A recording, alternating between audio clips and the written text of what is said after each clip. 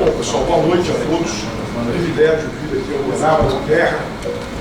Agora faça muitos e muitos anos que eu venho saindo aqui, mas sempre tivemos uma ligação estreita com a cidade. Aqui ficaram muitos parentes, né, primos, tios. Está aqui a professora Sônia, firme aqui segurando meu primo médico também, o Carlos Alberto. Né? Então, sempre nós estamos aqui para discutir, meu amigo Nabucco, sobre a história, né? Sobretudo a história de Uberaba, a importância da história de Uberaba na formação de uma unidade importante da federação, que é Mato Grosso e Mato Grosso do Sul. Bom, para a gente discutir a guerra, a gente estaria de uns dias, né, para conversar, pelo menos uns 10 dias aí, para a gente tentar entender tudo isso. Vou fazer uma passagem aqui, né, e depois a gente discutir um pouquinho Uberaba, algumas sugestões que eu trouxe, e alguns nomes que eu trouxe também, para que a gente possa entender o que foi a guerra, né, como é que ela é contada. Então, eu fiz duas observações aqui, no início, né, porque quando as pessoas vão abordar a questão da guerra, elas abordam a guerra a partir de mais ou menos 1853 em diante. Né? Então eles pegam aquele período em que Brasil e parte das províncias argentinas derrubam o presidente de Buenos Aires, Rosas, né? E estabelece uma nova relação do trato. Eu entendo o seguinte: nós não podemos deixar, isso é pessoal, nós não podemos deixar de levar em consideração as independências. Por quê? Como é que a América Espanhola sai da independência? Ela se fragmenta completamente. E nós temos no Rio da Prata, o vice-reinado da Prata era uma coisa grandiosa. Né? Por quê? Dentro do vice-reinado estava a Bolívia, estava o Uruguai, estava a Argentina, estava o Paraguai. Quando se completa o processo de independência da Bacia Platina, né, surgem 4 novos países. Né? Desses 4 novos países, a Argentina, ela tenta, em todos os momentos da sua história, até 1862, fazer com que se junte esses países em torno de Buenos Aires, que é completamente combatida. E tem, nesse processo, a presença do Brasil, porque o Brasil sai disso tudo inteiro. Diz o seguinte: foi fácil manter o país inteiro? Todos nós sabemos que não, claro que não. Mas primeiro o Dom João VI, depois o Pedro I, tiveram um papel destacado nesse processo, né? E fazer com que reprimir tudo aquilo que viria contra a formação do Brasil, e reprimir com violência. E o Brasil tinha uma coisa muito importante, que era a escravidão, né? Quer dizer, todos os movimentos que tentaram rachar o Brasil, dividir o Brasil, eles diziam que iam libertar os escravos. Né? Libertar os escravos. Né? E o que fazia? Como é que o Estado brasileiro jogou com isso? Você já imaginou você sem os escravos? Então o que acontecia? Uma divisão interna em todos os estados, e a grande maioria se juntava ao imperador. Então, foi vitorioso esse movimento. A escravatura deu unidade? Deu unidade ao Brasil. A unidade do Brasil foi construída em cima da escravidão. Nós fomos o último país do mundo a libertar os nossos escravos. E se vocês têm uns documentos publicados em jornal, eu tenho alguns muito interessantes. Nós estamos mais ou menos em 1879, 80, os produtores se organizam, né, e fazem aquele montão de abaixo-assinado pedindo para não interferir na escravidão. Deixa a escravidão como está. Não faça isso. Nós não temos como sobreviver sem ela. É essa a discussão. Né? Bom, então isso nós vamos levar em consideração quando a gente for abordar. Aí nós temos uma coisa interessante. Como é que a história foi escrita de 1870, quando terminou a guerra, até os dias de hoje? Então, nós tivemos um primeiro movimento, né, que é o movimento nacional patriótico. Então, aqueles grandes homens que lutaram na guerra, general, coronel, começaram a escrever sobre ela. Então, o que eles dizem? Que a guerra foi algo provocado pelo Solano Lopes, que o Solano Lopes era um ditador violentíssimo, e além disso ele queria expandir o Paraguai em território brasileiro. Então nós construímos nesse primeiro momento, e se a gente pegar essa expressiva literatura, nós vamos ver exatamente isso, né? Como é que isso foi construído. Bom, esses homens até 1960, ninguém discutia outra coisa que não fosse em cima dos trabalhos deles, né? Só discutiam o que esses militares colocaram. Eu coloquei inclusive alguns nomes aqui. Aqui é o general Augusto Castro Fragoso, o historiador Rocha Pombo e o coronel Cerqueira. São livros interessantíssimos, né? Para você entender como foi a guerra, né? Como é que ela se deu, que material foi utilizado, que batalha se teve. Fora disso, mais nada. E, obviamente, a destruição do Paraguai, acusado de ser o único responsável pela guerra. A partir de 60, começou a surgir um grupo diferente. Então, eu vou citar dois historiadores, um historiador e um jornalista. O historiador é o Leon Pommer, da Argentina. E, aqui no Brasil, o Júlio José Chiavenato, que escreveu Genocídio. Genocídio Da América Latina. é uma coisa mais ou menos assim. O Chiavenato e o Leon Pommer pegaram um livro do Lenin chamado Imperialismo, Fase Superior do Capitalismo. O Lenin, ele dá uma ideia de como é que foi o processo de evolução do sistema capitalista, né? Então eles pegaram essa obra, que o Lenin dizia o seguinte: os países imperialistas, no caso a Inglaterra naquele momento, vão se apropriar de toda a produção do mundo para desenvolver a sua indústria. Terão fortunas acumuladas e dominarão os países todos. E todos os países vão funcionar de acordo com os nossos titãs. Então esses dois historiadores dizem o seguinte, que a guerra foi uma guerra promovida pela Inglaterra para destruir o Paraguai, que era uma nação altamente desenvolvida, que era uma nação que havia corrigido todas as distorções criadas pelo colonialismo e que era uma nação em franco desenvolvimento. E era verdade? Não. Nem a Inglaterra queria a guerra, nem é uma guerra imperialista, né? Mas essa visão, ela tomou conta, por exemplo, eu que estudei nos anos 70, eu estudei em cima do Chiavenato. Para mim, o Chiavenato era o que tinha de melhor, né? Quando nós vamos começar a discutir, a gente vai vendo que não procede. Em seguida, nós temos o terceiro, Francisco Oratioto e Ricardo Salles. O Francisco Oratioto, ele veio contratado pelo governo brasileiro para colocar, tinha uma professora minha que dizia o seguinte, para colocar os pingos dos is na história. Quer dizer, se foi contratado pelo governo, né, ele não vai jamais colocar os pingos nos is na história. Essa é a visão que eu tenho do trabalho dele, né? O que ele faz? Ele pega toda a documentação utilizada pelo Tasso Fragoso, pelo Rocha Pombo, pelo Cerqueira, e não faz uma releitura da guerra. Ele vai lá e diz o seguinte, olha só bem, eu acho que é a forma de responsabilidade, né? Ele fala assim, o Solano Lopes é um nazista. Como é que você pode acusar alguém de nazista antes do nazismo? É um negócio assim estranho, né?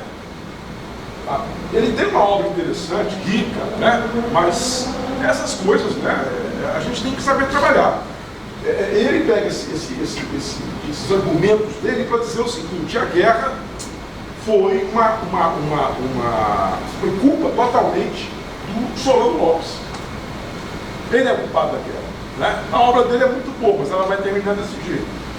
E tem um grupo que surgiu depois, o professor Mário Maestre, é um exemplo maior, né? Uma pessoa que teve todos os eventos que eu fiz em Mato Grosso do Sul, são 7 eventos, trazendo gente do Uruguai, da Argentina, do Paraguai, produzindo, vocês viram aqui, uma série de livros.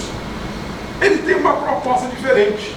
Ele foi lá no Uruguai, ele foi na Argentina, ele foi no Paraguai, ele veio aqui no Brasil, montou uns estudos em cima de documentos e está dizendo o seguinte: olha, a guerra, né, ela foi provocada pelo Brasil. O Brasil queria a guerra. O Brasil queria a guerra por quê? Porque o Brasil não queria dividir a bacia platina. O Brasil queria a bacia platina para ele, não conseguiu. Teve que dividir com a Argentina, né? Mas ele não permitiu que surgisse uma outra ordem ali dentro, que poderia vir de Uruguai e Paraguai juntos. Então, eu fiz essa colocação aqui, isso é uma introdução, para que vocês possam entender o que eu vou discutir com vocês daqui para frente, porque as minhas bases são essas aqui. Pode avançar comigo, por favor?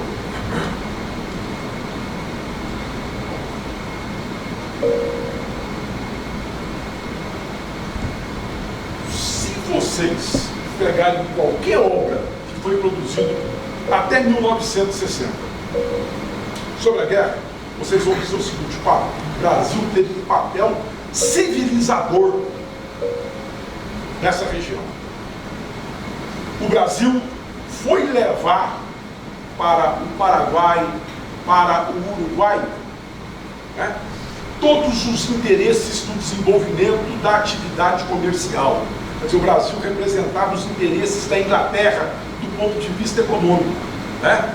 Embora fosse um país escravista, o liberalismo econômico era o que dominava esse cenário, né? Então, consequentemente, o Brasil entendeu o seguinte: quando eu invadir o Paraguai, eu vou estabelecer uma sociedade nova lá, um governo novo lá, e, consequentemente, esse governo vai ter vinculado muito mais a nós do que aquilo que se pratica lá, que é uma verdadeira selvageria. E daqui a pouquinho eu vou dizer para vocês por que era uma selvageria. Então, essa missão civilizadora do Brasil, ela não existe.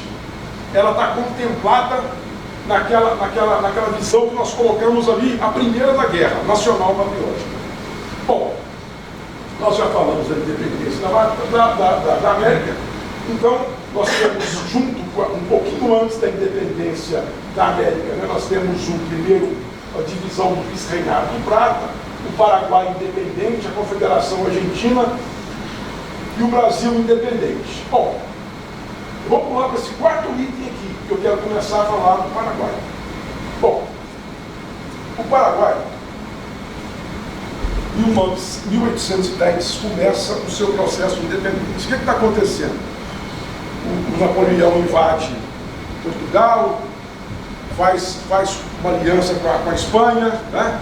E, consequentemente, os países que estão aqui, os países, a colônia aqui, na América do Sul e América Central, acaba perdendo as relações com as suas metrópoles e inicia os seus processos de independência. O Paraguai, ele sai na frente, né? O Paraguai sai na frente. O Paraguai, em 1810, rompe com o vice-reinado do Prata e inicia o seu processo de independência, né?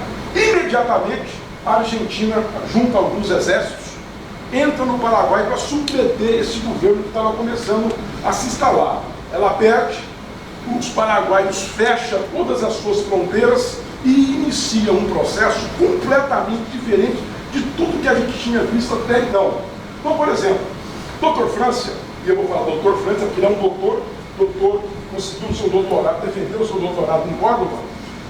Ele é um homem muito lido, muito estudado e parece muito inteligente. Ele percebe que se ele entrar no jogo do que está acontecendo na América Espanhola, ele vai perder. E ele perde a independência do país dele. Então o que ele faz? Ele rompe imediatamente com todo mundo e proíbe a navegação do Rio Paraguai por navio de qualquer bandeira. Não só os que estão formando aqui, como Estados Unidos, Alemanha, Inglaterra e assim por diante. Fecha o Paraguai. Ao fechar o Paraguai, ele tem um grande inimigo. Quem que é esse grande inimigo? são os grandes proprietários rurais, e todos, ou espanhóis, ou então descendentes diretos dos espanhóis. O que ele faz? Ele não tem dúvida, ele põe todos eles num paredão e mata. Quem ele não consegue matar, foge. Ele pega aquelas terras todas e distribui. Então ele faz a segunda reforma agrária do conhecido do mundo. E cria, né, os grandes monopólios do Estado. É aqueles monopólios que vão comprar a produção, é o monopólio que vai fornecer a semente, é o monopólio que vai fazer a circulação da mercadoria internamente. Essa economia, ela tem uma forte expansão.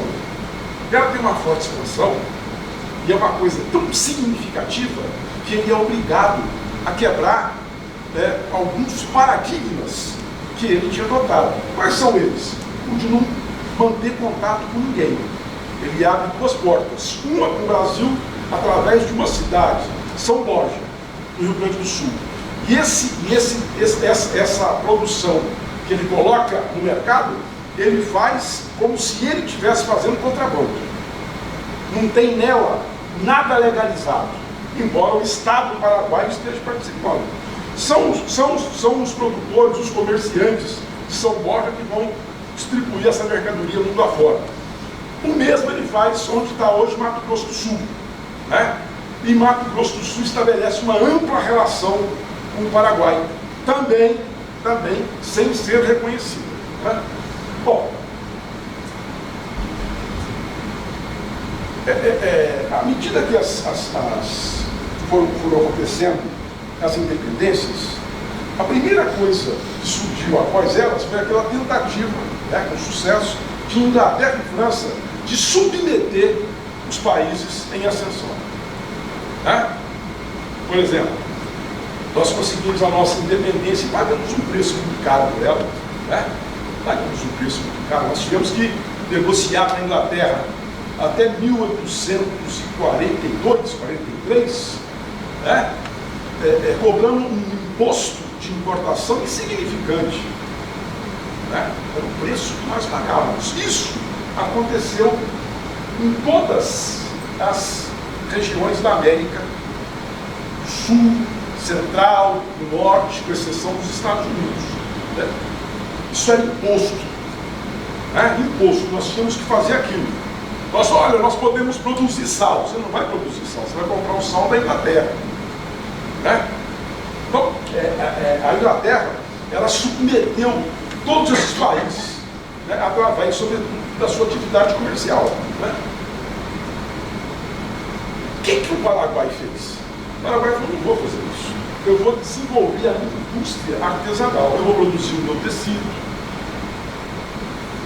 Eu vou, mais na frente, fazer a minha fundição. Eu vou produzir o meu vestuário. Quer dizer, por que a produção artesanal? É algo pequeno e, além disso, extremamente atrasado. Né? Quem tinha a máquina eram os ingleses. Né? Então, o Paraguai rompe completamente com o capital comercial inglês, coisa que não acontece na América. Né? A cláusula como defesa da nova república é formar um exército. O que o Dr. França fez? Ele reuniu um